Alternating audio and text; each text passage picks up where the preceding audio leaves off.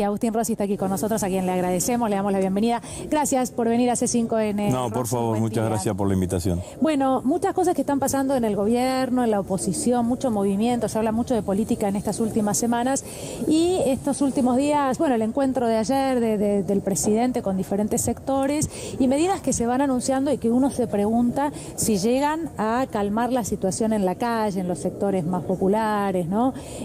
Si son las medidas correctas, si deberían acelerarse, ser más contundentes. ¿Qué piensa usted sobre los pasos que está dando el gobierno por estas horas? Bueno, me parece que satisfactoriamente hemos dado una vuelta de página de lo que fue el acuerdo con el Fondo Monetario Internacional y el debate que se generó alrededor del acuerdo con el Fondo Monetario, y que ahora hay una mirada puesta en empezar a resolver los problemas diarios y cotidianos del conjunto de los argentinos. Se han empezado a tomar una serie de medidas que tienen que ver con contener la inflación. No es una problemática que se resuelva con una sola medida y de un día para el otro. Sabemos que el objetivo que va a perseguir el gobierno es ir bajando paulatinamente todos los meses el proceso inflacionario, con una serie y con una multiplicidad de medidas que yo creo que van en el sentido correcto. Las que ya se anunciaron, las que anunció el ministro Julián Domínguez, después el secretario Feletti, entiendo que hoy también el ministro Culfas va a seguir haciendo una serie de anuncios, me parece que van en ese sentido. Estamos en el marco de una economía que nos genera datos alentadores y datos preocupantes, ¿no?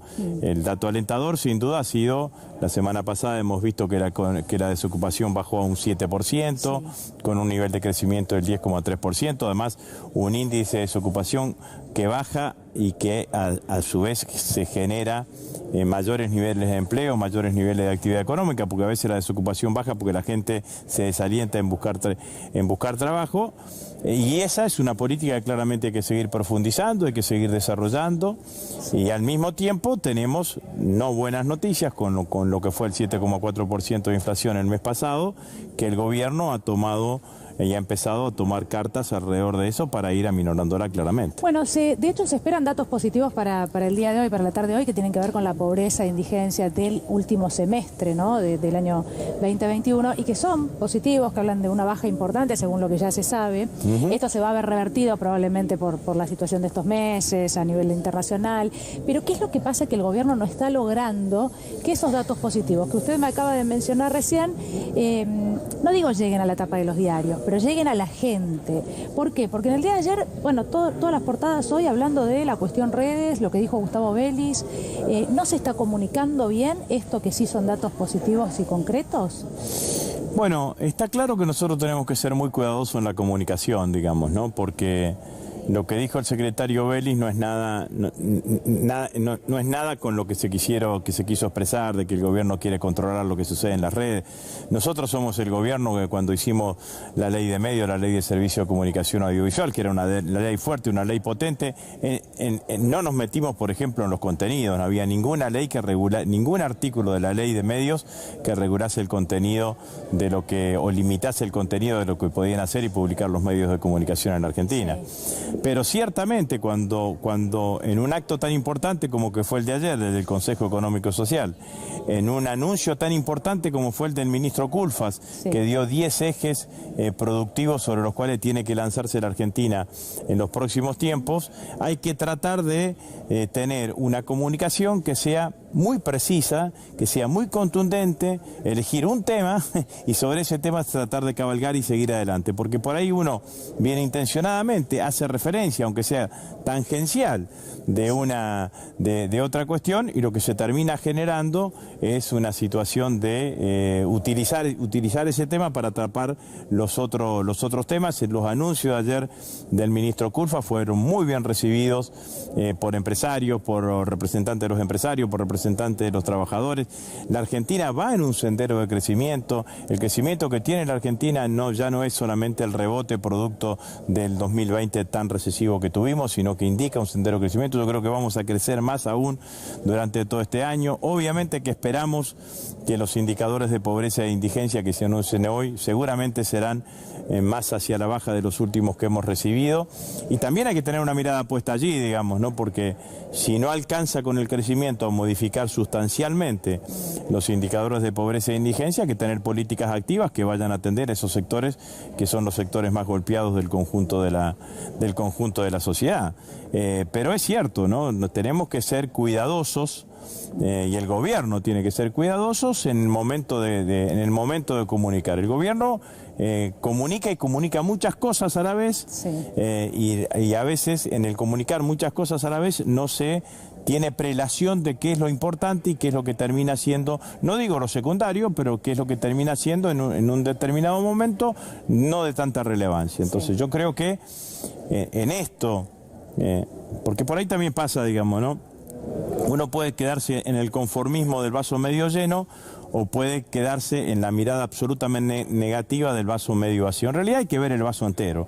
Ahora, lo que sucede a veces es que se habla mucho más del vaso medio vacío que del vaso medio lleno. Entonces, el gobierno tiene la obligación de comunicar en forma contundente todos estos hechos que son claramente positivos, digamos, ¿no? Sí, lo que pasa es que usted me habla de ser cuidadosos y no puedo dejar de pensar que en medio de todo esto está la interna del Frente de Todos y declaraciones que en algunos, bueno, la semana pasada puntualmente, ¿no? Me refiero a la Roque, varias cosas que se dijeron, lejos de ser cuidadosas, fueron muy duras para con el presidente. Bueno, pero ese ya no es un problema, pero Daniela, eso ya no es un problema de comunicación, es un problema político. Sí, claro. Digamos, ¿no? Ese es un problema político. Está claro que hemos tenido un debate fuerte hacia el interior del Frente de Todos. Está claro que alrededor del acuerdo con el fondo no hubo uniformidad, que hubo una disidencia, que esa disidencia se expresó de manera contundente en la votación en la Cámara de Diputados y en la Cámara de Senadores, y también en un debate que rodeó a toda esa expresión disidente. Bueno, pareciese que pusimos un punto y aparte, un punto seguido de eso, y empezamos a mirar el futuro, porque yo soy de los que cree que gastamos demasiada energía en el debate alrededor del acuerdo con el fondo, porque la realidad, el Fondo Monetario no es la causa, sino es la consecuencia, es una de las consecuencias de la aplicación de una política neoliberal en la Argentina durante 4 años. Macri no solamente nos dejó el fondo y su deuda, Macri nos dejó el fondo y su deuda, nos dejó el 50% de inflación, nos dejó el 40% de pobreza, nos dejó un plan de desindustrialización del país. Entonces, la realidad es que nosotros tenemos que abordar toda esa problemática y atacar. Tenemos que reindustrializar el país, bajar la pobreza y la indigencia, garantizar el crecimiento económico y lograr una baja de la inflación. Bueno, esto es en donde el gobierno tiene que poner la energía de aquí para adelante, que yo creo que es lo que sostenemos y que es lo que tenemos que llevar adelante. Y estos dos proyectos que se presentaron y que ahora van al Congreso de la Nación y que tienen que ver con algo que parecería muy lógico, que es que los que tienen más recursos paguen la deuda con el Fondo Monetario Internacional, pero sin embargo la oposición, y hoy las portadas de los diarios, volvemos a lo mismo, hablan de un blanqueo, algo que aparentemente ni siquiera el acuerdo con el fondo permite, ¿no? Que sea un blanqueo, pero sin embargo se explica de esta manera. ¿Cree que va a prosperar? ¿De qué se trata? Bueno, lo primero que hay que decir es que no es quién tiene más recursos, no es un problema de quién tiene más recursos, no es una carga impositiva sobre aquellos como fue el impuesto a las grandes fortunas, no, esto es otra cosa, es decirle a los que evadieron, a los que se llevaron la plata con la que ganaron acá en la Argentina y que la tienen depositada en otros lugares del mundo y que no la tienen declarada, que paguen y que eso constituya un fondo que esté destinado fundamentalmente a pagar la deuda con el fondo. Entonces me parece que, independientemente de los detalles técnicos, que será materia de discusión y debate en el Congreso del proyecto presentado, la iniciativa tiene una mirada claramente de justicia. Digamos, si alguien evadió, bueno, la verdad es que aportá vos más que cualquier trabajador al pago de la deuda con el Fondo Monetario, Internacional. Entonces, claramente me parece que el sentido que tiene el proyecto es ese sentido y yo lo reivindico. Me parece que es una muy buena iniciativa, que es una iniciativa que haya que debatir y que muchas veces las críticas que se le hace desde el lado de Cambiemos es en realidad porque quieren estar protegiendo a los evasores. Bueno, ellos dicen que no lo van a votar. Y bueno, están protegiendo a los evasores. Están protegiendo a los evasores. Están protegiendo a los que nosotros decimos... El proyecto, porque también dice, bueno, aquel que voluntariamente, a partir de la existencia de este proyecto, en los primeros 6 meses, declara el patrimonio que ha evadido, pagará una alícuota del 20%, y tiene distintas escalas, pero el sentido, la filosofía del proyecto, el espíritu del proyecto, es un espíritu absolutamente justo. Si hay alguien que evadió, que ese aporte más al pago de la deuda con el Fondo Monetario Internacional, que quizás algunos, no digo todos, hayan justamente evadido y fugado a partir de la deuda que tomó la Argentina con el fondo, hayan utilizado eso que utilizó la Argentina con el fondo y con eso se hayan evadido. Entonces me parece que es un proyecto que vale la pena que se dé el debate en el Congreso. He escuchado algunas críticas en términos puntuales de seguridad jurídica y demás. Bueno, serán los detalles técnicos lo que se tengan que dar, pero uno tiene que definir si está a favor de los evasores o en contra de los evasores. Sí. Esto es lo que tiene que hacer el gobierno. Rosy, un nuevo aniversario y una fecha muy importante, lo que tiene que ver con la guerra de Malvinas. ¿Qué nos dejó la guerra de Malvinas? ¿En qué situación cree que estamos, ¿no?, respecto a ese hecho tan doloroso y tan importante para todos los argentinos? Tengo escarapela conmemorativa. Sí, 40 años, ¿no? A mí me parece que es un tema complejo, que tiene diferentes miradas y diferentes aristas.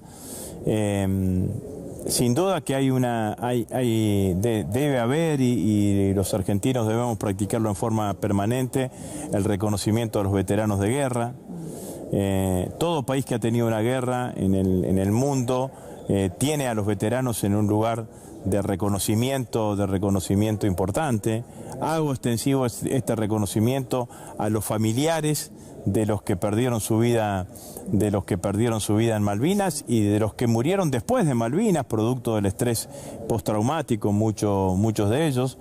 Vos sabés que viste que hay centros de excombatientes y se están conformando agrupaciones de hijos de excombatientes para seguir manteniendo la llama de Malvinas, digamos, ¿no? Entonces me parece que este 2 de abril, con este 40º aniversario del desembarco en Malvinas, tiene que tener esa mirada. Después hay una mirada geopolítica, sí. Y la mirada geopolítica tampoco tiene que estar ausente, porque los ingleses, con la excusa de que nosotros los invadimos aquel 2 de abril de 1982, han construido en Malvinas una base militar de importancia. En una base militar hoy debe haber en Malvinas tantos o más soldados británicos que isleños viviendo en Malvinas. Esa base tiene un nivel de equipamiento militar importante. La presencia inglesa en Malvinas tiene un sentido geopolítico, sí. Su mirada sobre el Estrecho de Magallanes, su mirada sobre la Antártida, la isla de Gran Bretaña, la isla Ascensión y la isla Malvinas para formas de anclaje y de tener puntos de anclaje de todo lo que significa la Armada Real Británica. Entonces la Argentina tiene que tener una mirada en ese sentido, y esa mirada tiene que estar puesta en fortalecer desde el punto de vista de la defensa todo lo que significa el sur de nuestro país.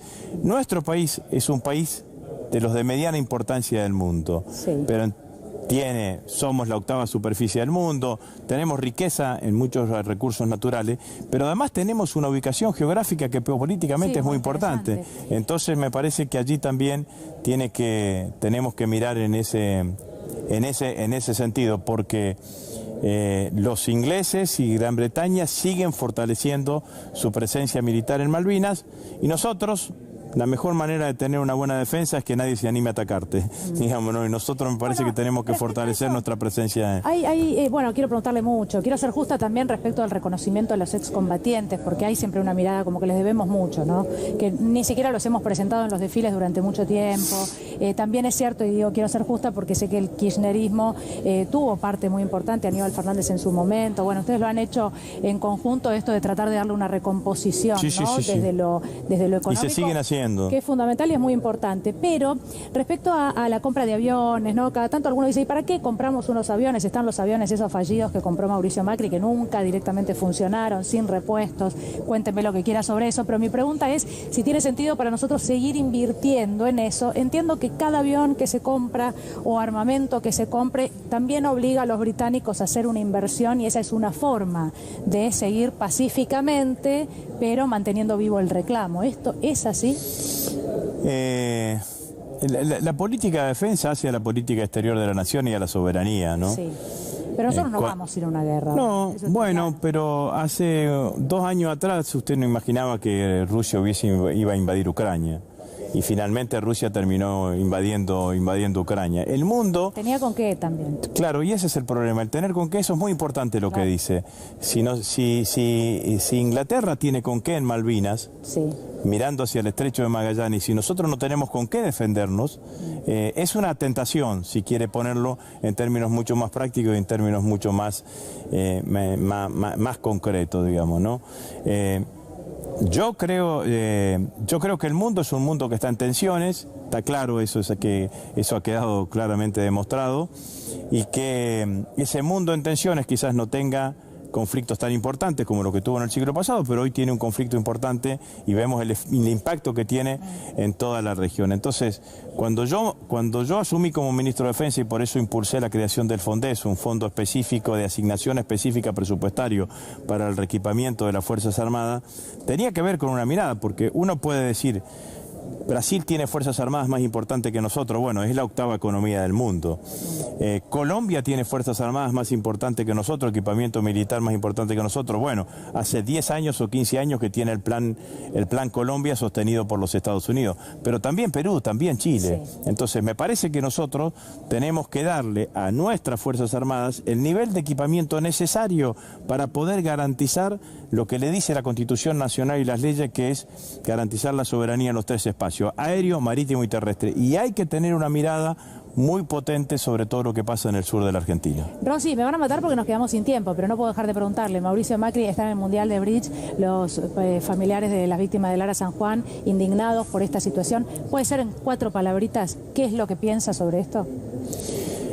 Yo creo que Mauricio Macri en la causa sobre el espionaje a los familiares del ARA San Juan no solamente dio la directiva a hacer el espionaje, sino que usufructuó el resultado de ese espionaje.